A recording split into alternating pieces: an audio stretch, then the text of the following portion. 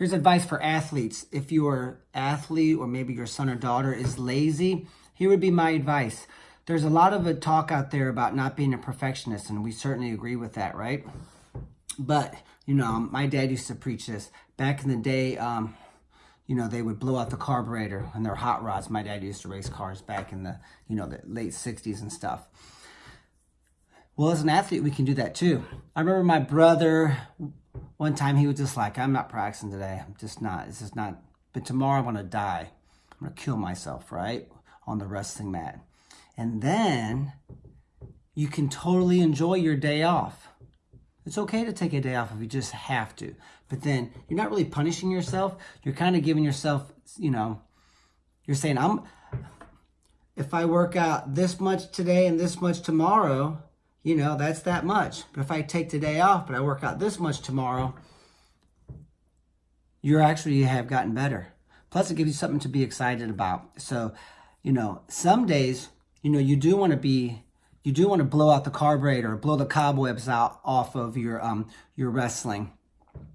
Set times, and I remember doing this even as a kid. I would just set times where I'm like, okay, I'm gonna just have a perfect week, right? I would really get to class early, or I would stay more organized. I would get to practice early. Just set a week to be perfect. Last summer, 2018, at our gym, we just opened our new gym, and I don't know if I think I was getting lazy or what, but I just said, for 2 months, June and July, I'm going to work so incredibly hard that I exhaust myself. And I did, and, some of our coaches would come up to shower, and it's 10:45 at night, and I'm scrubbing the showers, I got so much work done, and I progressed. We wanted to add programs. We were building our online wrestling course. That took an unbelievable amount of work. And it kind of felt good because I challenged myself. And then, I was kind of getting ready for it. I was like, okay, because that's time that's undistracted, where, you're just locked into the facility. I only came home like 3 nights, and my kids are out there, my wife's out there a lot, but I pretty much just planted myself there and worked. And, I haven't done that in years. I mean, a lot of years. But back as an athlete, I used to do it quite a bit and say, this is a week where I'm going to just go crazy. And that's what I used to call it, was go crazy weeks, right? I'm just going to try to be perfect. Now, you can't maintain that pace, right? At least I can't, but you get kind of inspired sometimes. I know I'm very into current events and politics, and you get so inspired even by like the presidential race. How did these old lady and old guy like Hillary Clinton and Donald Trump, how do they work 18 hours a day for years? I don't know how they do it, right? It's pretty inspiring. And I think we can all be inspired by other people and their work ethic. And that's one of the main cornerstones, I think, in any successful wrestling program, is you preach work ethic. And I know I've heard some Tom Brands interviews where, they talk about winning, but they don't focus on it. The main focus of conversation is fight and effort. Fight and effort. That's what we're focusing on. All right. And we do that as a job too, right? Sure, I have a big facility to pay for, but I don't think about income. I think about, I have to be the best. Our coaches have to be the best. Our camp has to be mind-blowing. We've had a few parents, a couple calls a year. I'm like, dude, just do this. Sign up for my camp. It's 14 days, or, it might be the 5 days. Come watch the last practice. If we don't blow your freaking mind and your jaw doesn't flop on the floor, I'll give you your money back. I've never had to. But I'm like, just come. Just come. We're the best, right? But we don't focus on camp numbers or income. We focus on being the best. We focus on fight and effort, right? And if you do that, I don't focus on, we had 41 state champs last year. We don't really focus on that. We focus on being the smartest wrestler in America, the best wrestling stance in America, the best leg riders in America, the most emotionally mature and stable and confident and calm and bold athletes in America. And there's a few more mantras, right? We have our systems for winning matches, And our athletes are encouraged to come up with their pre-match dialogue, the bold statements they're going to live around, branding themselves. What kind of an athlete are you? What kind of athlete do you need to be known for? Where do you need to focus your time and effort? Because a lot of wrestling, there's a lot of clutter. We have to focus ourselves, right? Focus our mind on what we can do and what our thoughts are, and our personality has to work for us, right? So as our athletes, I even tell them, you're focused on winning. Think about the state title. Think about wrestling in college one day so you can tap into the emotions, right? Because those emotions are kind of like, get me fired up. But then get back to the drawing board. Okay, so I thought about, if I'm not motivated for practice, I think about, last year I was third in the state. It was terrible. I wanted first. Now, third was good. I'm happy about it. And I'm like, I'm so happy I got third. But this year I want first. So no matter what, you can look at what happened last year and then reevaluate going into this year. And you focus on what you want this year. What you want this year to be. And then what you want this year to be, you think about it. You think about, man, it's going to be exciting if I can get that state title.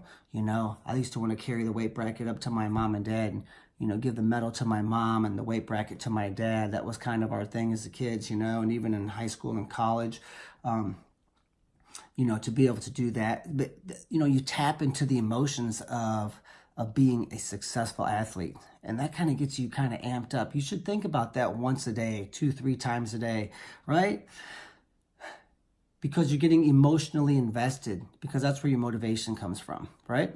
But then, so here I am, it's postseason, it's districts, and sure, I think about the state title and carrying that weight bracket up to the top of the bleachers in front of thousands of fans and giving it to my parents, or maybe dominating the state finals, or whatever thoughts I have that I'm excited about. But then I focus on my fight and effort and my what I need to do to win. I'm like, okay, I've got to master my post high crotch. That's my best setup. Everyone knows it's coming. Maybe they're countering this way now. I've got 2 kids that have been countering it, but now I've got a surprise. When I go for my post, they're usually circling this way.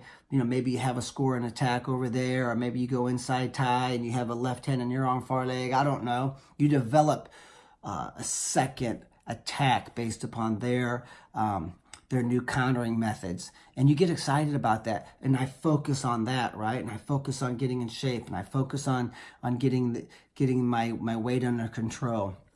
So whether you're a coach, you focus on the day-to-day, right? If you want to be teacher of the year at your school, you focus on the kids and the effort and the day-to-day and the classroom management and the test scores and the preparation, right? You focus on the work.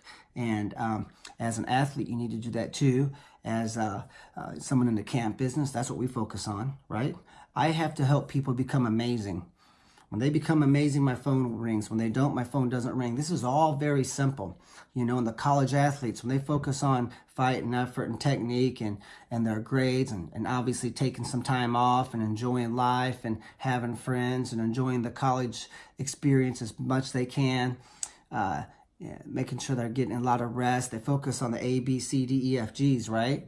And that's what we need to do. But sometimes we don't. We kind of fall into ruts. We're getting lazy, especially late in the year.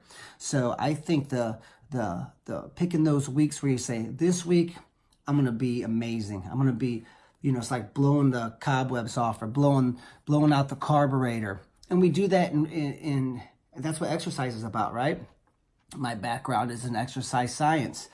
And I got a little bit of master's degree classes in exercise physiology. I'm super into it, right? But that's the whole philosophy, You get your heart rate up to 120 beats a minute. You keep it there for 25 minutes or so. And you get your strength up, right? So you might be lifting, right? Getting stronger, maybe just as an adult, maybe a mom. And, you go to the gym twice a week and you're lifting, right? You might be putting 25-pound dumbbells over your head and doing 25-pound curls and the strength training exercises. But why do we do that? Because my body's used to performing at this level twice a week for 30 minutes. So then when I reach into the back of the trunk of the car and get a 20-pound bag of dog food out, it's not heavy anymore, right? Because when your heart rate's used to being up to maybe even 150 or 60 beats a minute for 20 minutes or so, and now I'm only have to operate at 75 beats a minute, there's a residual there. And I think we can, there's like your body, your physiological changes take place. Well, I have found, and this is a great video for you to share with your son, daughter, your athletes who are getting lazy, they're getting in a rut. Have them set periods of time where they say, okay, this week I'm gonna just blow the lid off of things. I'm gonna, maybe it's a week where you do try to be perfect. Okay, and maybe it's a week where you try to work harder than ever before. You're more disciplined than ever before. And sure, it's hard to maintain that, just like it's hard to maintain 150 beats per minute for exercise, for 20 hours. You'll eventually wear down. But by blowing the lid off of the thing and just setting those weeks where you're really trying to, because you're really trying to reset your set point, right? So if right now my operating habits are here, and I just set a time where I'm just gonna impress myself, right?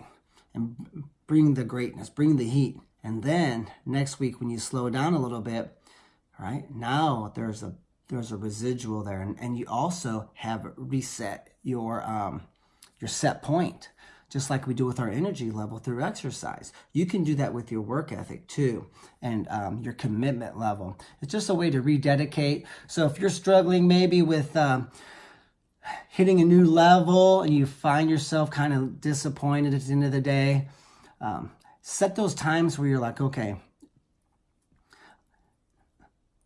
this is my week where I'm going to really be perfect and blow the lid off of it and really try to,